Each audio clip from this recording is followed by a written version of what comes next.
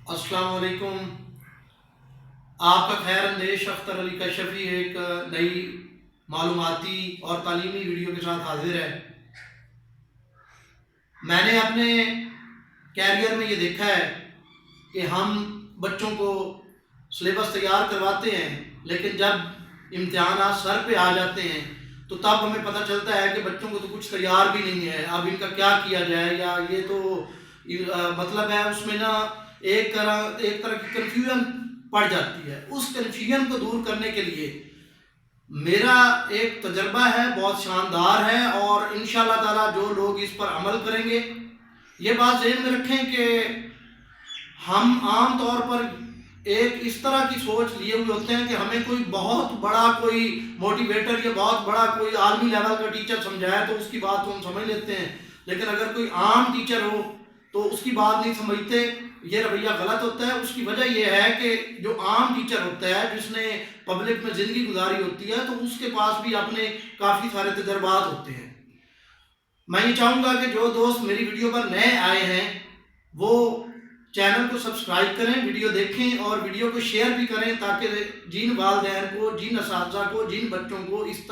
इस हवाले से मसला दरपेश हो तो वो इससे फ़ायदा उठा सकें। दोस्तों, आम तौर पर ये होता है कि बच्चा जो है वो अपना सिलेबस जो है मंथली है, वीकली है या सहमाही, यानी first term, second term, third term, final term, किसी भी टर्म का सिलेबस हो, तो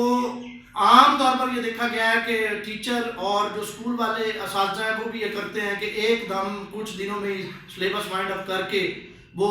अपनी मैनेजमेंट को दिखा देते हैं कि हमारा जो है ना, इनके जो हमने सिलेबस सारा करवा दिया है, जबकि बच्चे को वो सारा सिलेबस तैयार नहीं होता।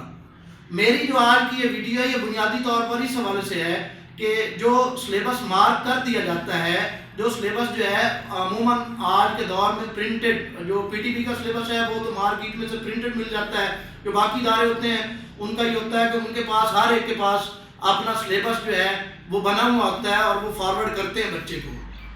मेरा ये ज़ाती तजर्बा है कि टीचर को ये करना चाहिए, पेरेंट्स को भी, बच्चे को खुद भी ये करना चाहिए कि उसके पास फॉर एग्जाम्पल सिलेबस लिखा हुआ है, ये इंग्लिश का सिलेबस है, ये लिखा हुआ है, और फॉर एग्जाम्पल लेसन 1 है,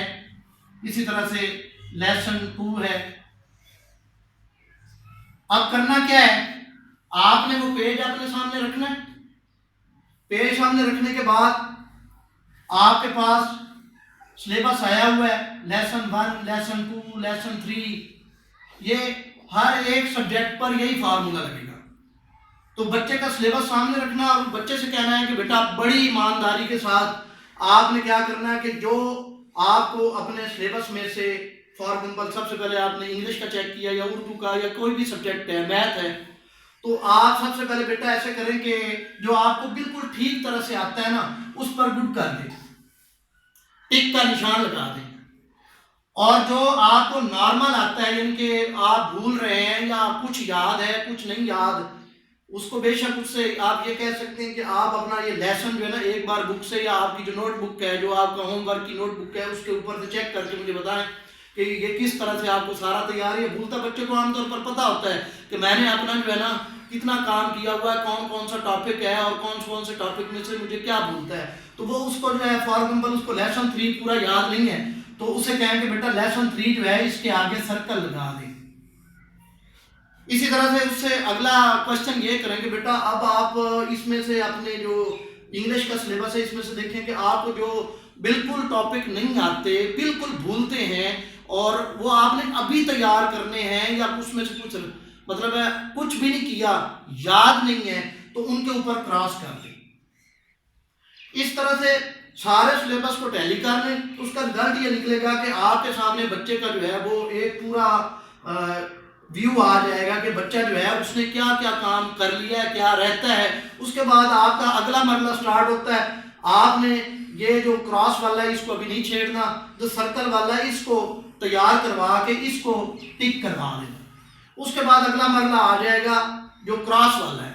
तो जो क्रॉस वाला जो लेसन है یا جو بھی ٹاپک ہے اس کی جو ہے ریویژن اسٹارٹ کروائیں، اس کے جو متعلقہ اس کے کنسیپٹس ہیں وہ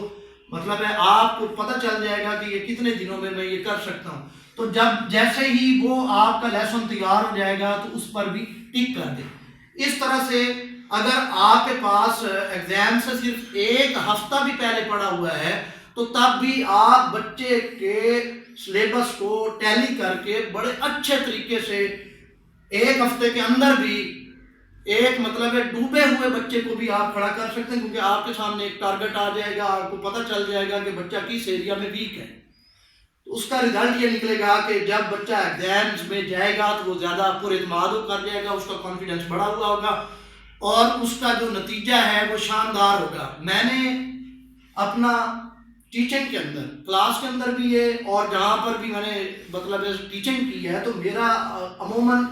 یہی طریقہ زیادہ کامیاب رہا ہے اور اس سے میں خود بھی سیٹسفائی ہو جاتا تھا اور بچے بھی سیٹسفائی ہو جاتے تھے اور پیرنٹس بھی سیٹسفائی رہتے ہیں کیونکہ ان کو پتہ چل جاتا ہے کہ ہمارا بچہ تیار ہو رہا ہے.